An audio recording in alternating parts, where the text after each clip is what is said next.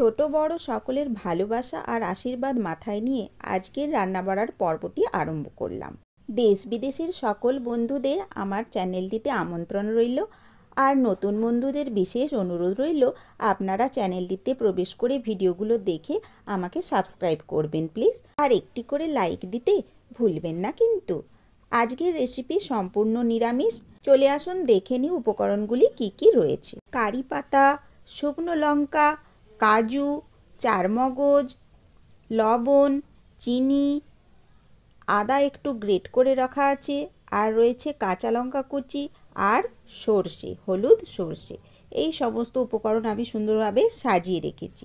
আর এটা একটা ঘি, আর এর মধ্যে এই ছোট্ট কৌটোর মধ্যে একটু জিরে গুঁড়ো করে রেখেছি, মানে শুকনো খোলায় ভেজে জিরেটা গুঁড়ো করে রেখেছি সামান্য। আর এখানে আলু আর শশার টুকরো করে রেখেছি বড় সাইজে। যথারীতি এবার কড়াটিকে আমি নিয়ে নিলাম আর গ্যাস জ্বালিয়ে তার উপর বসিয়ে দিলাম গরম করতে। কড়া গরম হলেই আজকে দিলাম একটু সাদা তেল, খুবই সামান্য। তার মধ্যে ফোড়ন হিসেবে ওই লঙ্কাগুলো দিয়ে দিলাম, যেটা আমি দু টুকরো করে রেখেছিলাম। তারপরে একে একে ওই যে সর্ষে, হলুদ সর্ষে আর একটু কারি পাতা দিয়ে একটু ফুটতে দিলাম, মানে ফোড়নটা রান্না হতে দিলাম। এবার যখন একটু কালার এসে যাবে সর্ষেটাতে, তখন একে একে সমস্ত আলুর টুকরোগুলো ওর মধ্যে দিয়ে দেব।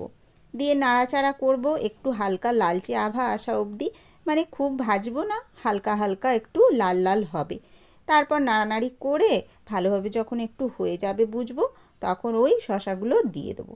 শশাগুলোর মধ্যে অনেকটাই জল থাকে বন্ধুরা, তো কিছু সময় একটু নাড়া ভাজা ভাজা করে নিয়ে তারপর এবার ঢাকনা চাপা দিয়ে দেব। শশাতে আলাদা করে অনেকটা জল দেওয়ার প্রয়োজন নেই, শশার জলেই রান্নাটা আজকে সেদ্ধ হয়ে যাবে। তো তার আগে ওই গ্রেট করে রাখা আদা কুচিগুলো আমি দিয়ে দিলাম, আর কাঁচা লঙ্কা কুচিগুলোও দিয়ে দিলাম। দিয়ে সামান্য আবার একটু নেড়ে নেব। নেড়ে নেওয়ার পর তারপর আমি ঢাকনা চাপা দেব। আপনারা দেখতে থাকুন। আসলে কি হয়েছে বলুন তো, আমাদের বাড়িতে শুক্রবার একটু সন্তোষী মায়ের পুজো হয়, তো সেই জন্য আমাদেরকে এই প্রত্যেক শুক্রবার নিরামিষ এবং টক ছাড়া নিরামিষের জোগাড় আয়োজন করতে হয়। তো সেই জন্য আজ সেরকম কিছু পারলাম না। আজকে শশা ছিল, ভাবলাম শশার তরকারিটা রান্না করি, বন্ধুদের সাথে শেয়ার করে নেব, তো তাই এই ব্যবস্থা। এবার বাকি থাকা কারি পাতাগুলো আর প্রয়োজন মতো লবণ আর চিনি যোগ করে ভালোভাবে আবার তরকারিটা নেড়ে নিলাম, আর ভালোভাবে ঢাকনা চাপা দিয়ে কিছু সময় সিদ্ধ হতে দিলাম। এই শশার জলেই যেইটুকু সেদ্ধ হয়েছে হোক, তারপরে প্রয়োজন মতো আর একটু জল দেব অবশ্যই, তো আপনারা দেখতে থাকুন। এই যে এবার আমি নিয়ে নিলাম ছোট্ট এক বাটি জল নিয়েছি, তার মধ্যে কাজু আর যে চারমগজটা বেটেছিলাম সেটা যোগ করে দিলাম। ভালোভাবে তরকারিটা নাড়িয়ে নিলাম। এবার ভালোভাবে আঁচ কমিয়ে বেশ কিছুটা সময় সেদ্ধ হতে দেব। শশা তো বন্ধুরা কাঁচাই আমরা খেয়ে নিই, আলুটা সেদ্ধ হতে যতটা সময় লাগে আর কি। তো আজকের রেসিপিটি আপনাদের কেমন লাগলো অবশ্যই জানাবেন। প্রত্যেক শুক্রবারে আমার মতো নিশ্চয়ই অনেক বন্ধু আছেন যারা টক ছাড়া নিরামিষ খান, তো তারা একবার এইভাবে রান্নাটি করে দেখবেন, হয়তো ভালো লাগলেও লাগতে পারে।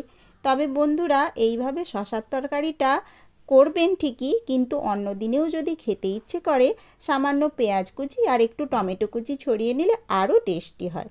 তো যাই হোক, এইভাবে আজকের রান্নাটি আমার শেষ হলো, শেষের পথে। তো এই সময় আমি যোগ করে নিলাম ওই যে গুঁড়ো করে মশলাটা রেখেছিলাম জিরে, সেইটা দিয়ে দিলাম, আর একটু ঘি দিয়ে দিলাম। গাওয়া ঘি দিলে সমস্ত নিরামিষ রান্না খুবই ভালো হয়। তো শেষ মুহূর্তে আমি এগুলো যোগ করে আর কিছু সময় ঢাকনা চাপা দিয়ে রেখে দেব, তারপরে গ্যাসটা বন্ধ করে দেব।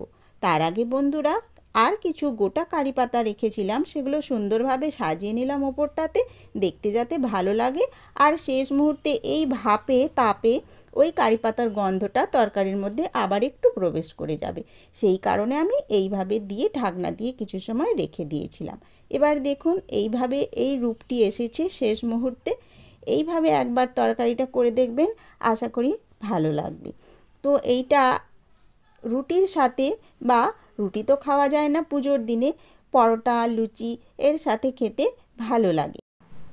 সবশেষে আবার একটু খুন্তি দিয়ে ঘাটা ঘাটা মাখো মাখো করে নিচ্ছি।